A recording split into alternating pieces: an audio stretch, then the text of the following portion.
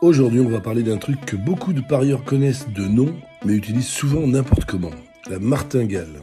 Et une finale de Ligue des Champions comme PSG Arsenal, avec toute l'émotion autour, c'est le moment parfait pour comprendre comment ça fonctionne dans les paris sportifs. Bonjour, c'est Jean-Pascal Maldoff.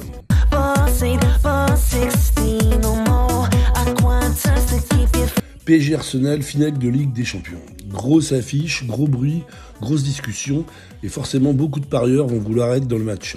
Certains vont jouer le PSG, d'autres vont jouer Arsenal, certains vont regarder les buteurs, les buts, les scores exacts, la prolongation, les deux équipes qui marquent, les combinés, etc. Mais aujourd'hui, je ne vais pas te donner un pronostic classique. Je vais te parler de martingale. Et plus précisément de martingale de casino appliquée aux paris sportifs. Parce qu'une martingale, au départ, c'est une logique de mise. Au casino, tu connais peut-être le principe. Tu pars d'une mise de base. Si tu perds, tu augmentes selon une progression. Quand tu gagnes, tu reviens à ta règle de départ où tu suis le cadre que tu as prévu. Et puis, il y a d'autres styles de martingale. Celle-là, c'est la classique, c'est la plus connue. Ce qui m'intéresse ici, c'est pas de copier le casino bêtement sur un match de foot. Le football, c'est pas une roulette.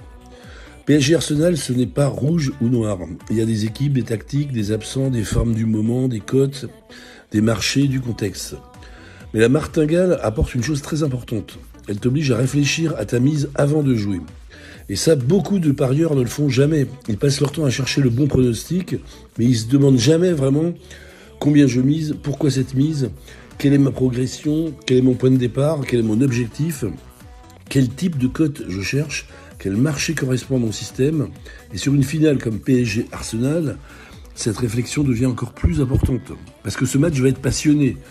Tu as les supporters, tu as l'affiche, tu as la pression, tu as la télé, les médias, les réseaux sociaux, tu as les débats toute la semaine sur les radios et les chaînes spécialisées.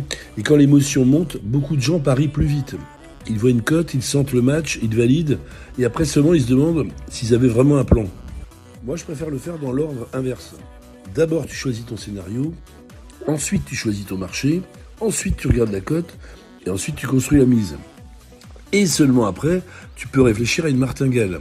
Prenons PSG Arsenal. Tu peux imaginer un match fermé, finale tendue, peu d'espace, équipe prudente.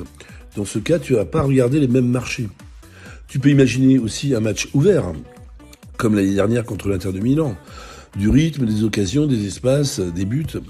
Là, ton raisonnement change. Tu peux aussi te dire que le match est trop incertain avant les compositions et attendre presque le dernier moment. Mais dans tous les cas, la martingale ne doit pas remplacer ton analyse. Elle vient remplacer ta mise autour d'une idée déjà construite.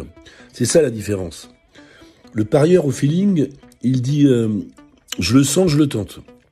Le parieur structuré, il te dit quel marché, quelle cote, quelle mise de départ, quelle progression, quelle règle. Et là, tu ne joues plus dans le même état d'esprit. Tu regardes plus seulement le match, tu regardes aussi ton système. Et c'est exactement pour ça que les martingales intéressent autant de parieurs. Parce qu'elles donnent une structure, elles transforment une idée, elles transforment une mise isolée en logique. Elles te forcent à penser en séquence. Elles t'obligent à comprendre ton rapport entre cote, risque, bankroll et progression. Mais attention, il n'existe pas une seule martingale, comme je te dis.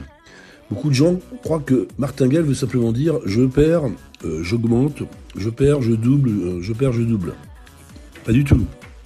C'est beaucoup trop limité. Il existe plusieurs logiques. Certaines martingales sont agressives, d'autres plus progressives. Certaines cherchent une récupération rapide, d'autres cherchent une gestion plus étalée, plus lente. Certaines peuvent correspondre à certains profils de parieurs. D'autres ne correspondent pas du tout à ta façon de jouer. Et c'est pour ça qu'il faut les comprendre avant de les utiliser. Parce que si tu prends seulement le mot martingale, sans comprendre la mécanique, tu passes à côté du vrai sujet. Le vrai sujet, ce n'est pas juste d'augmenter une mise. Le vrai sujet, c'est de savoir pourquoi tu l'augmentes, comment tu l'augmentes, sur quel type de pari, avec quel bankroll et avec quelles règles. Sur PSG Arsenal, par exemple, ce n'est pas pareil d'appliquer une logique de mise sur un pari vainqueur, un marché de but, sur une double chance ou sur un combiné. Ce ne sont pas les mêmes cotes, ce ne sont pas les mêmes scénarios, ce ne sont pas les mêmes exigences. Et donc ce n'est pas les mêmes réflexions de mise. C'est là que la martingale devient intéressante. Elle te sort du pari improvisé. Elle te force à regarder ton ticket comme une construction, pas juste comme une intuition. Et si cette finale PSG-Arsenal te donne envie de comprendre ce sujet plus sérieusement, j'ai préparé un guide complet les 7 martingales des paris sportifs spécial football. Et dans ce guide, je t'explique les 7 systèmes de mise principaux. Leur logique, leur fonctionnement, leur rythme, leur manière de s'appliquer au football. Et surtout, comment les étudier avec un vrai cadre. L'objectif n'est pas de te proposer une formule magique. Aucun pari n'est garanti. Mais si tu veux arrêter de miser uniquement au feeling, comprendre les martingales peut clairement changer ta façon de regarder un ticket. PSG Arsenal va attirer énormément de parieurs. Certains vont jouer parce qu'ils aiment Paris, certains parce qu'ils croient en Arsenal, certains parce que la cote leur plaît, certains juste parce que c'est la finale. Mais toi, pose-toi une simple question. Est-ce que je suis en train de parier au feeling ou est-ce que je construis vraiment mon plan de mise? Parce qu'une martingale ne commence pas après le premier pari, elle commence avant. Dans la préparation, dans ta mise de départ, dans ta progression, dans la règle que tu choisis, dans la manière dont tu regardes ton ticket.